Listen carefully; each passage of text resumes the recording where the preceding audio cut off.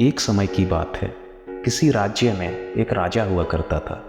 वह बहुत घमंडी था और जो उसकी तारीफ करते उनसे वह बहुत खुश रहता था, जिससे उसके दरबार में ज़्यादातर चापलूसों का ही बोलबाला था।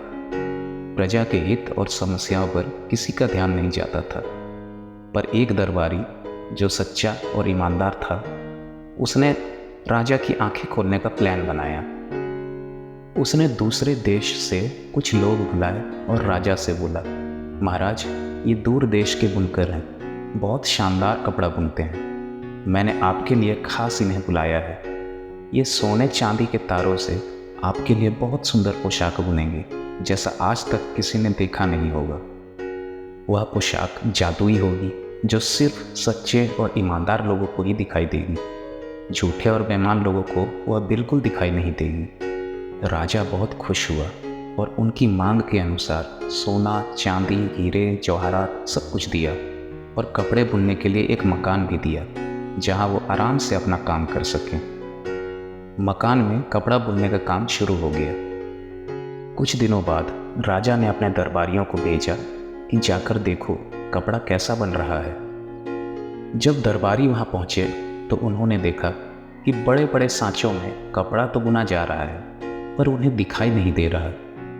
दरबारियों ने सोचा, अगर हम कहते हैं कि कपड़ा दिखाई नहीं दे रहा तो हम झूठे और बेईमान माने जाएंगे। इसलिए वे कपड़े की तारीफ करके चले गए और राजा को भी बताया कि बहुत शानदार कपड़ा बुना जा रहा है। कुछ दिनों बाद राजा भी कपड़े देखने गया। उसने भी देखा कि कारीगर कपड़े बुन रहे हैं, मगर कपड़ा राजा को नहीं दिखा। राजा ने भी सोचा, अगर मैं कहता हूँ कि कपड़ा दिखाई नहीं दे रहा तो मुझे भी झूठा और बेईमान समझा जाएगा। इसलिए वो भी कपड़े की तारीफ करके चला आया। कुछ दिनों बाद ऐलान हुआ कि राजा का खूबसूरत जादुई पोशाक बनकर तैयार हो गया है। राजा उसे पहनकर नगर भ्रमण के लिए निकलेंगे।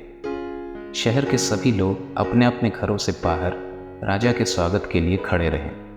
बुनकरों ने राजा साहब को नई पोशाक पहनाई और नगर में घुमाने के लिए निकले। राजा नगर में घूम रहा था।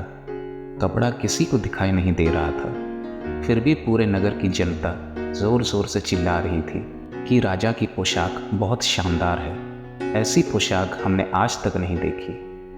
तभी एक छोटा बच्चा चिल्ला उठा, राजा तो नंगा है।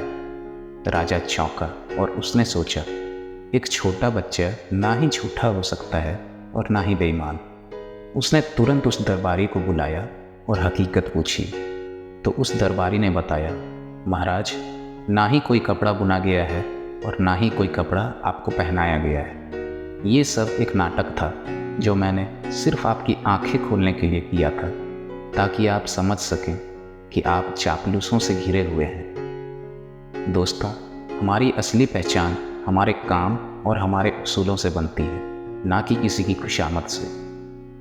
हमारे आसपास भी कई लोग होते हैं जो कई बार हमें उल्टी पुल्टी नसीहतें देते रहते हैं और हम बिना सोचे समझे उन बातों पर विश्वास भी कर लेते हैं, जिसके चलते हमें आगे चलकर दिक्कतों का सामना करना पड़ता है। इसलिए दोस्तों, जब भी लोग आपसे कुछ कहें तो उस बात को सुनिए ज़रूर, पर बिना सोचे समझे या बिना जांच किए उस पर आंख बंद करके विश्वास ना करें।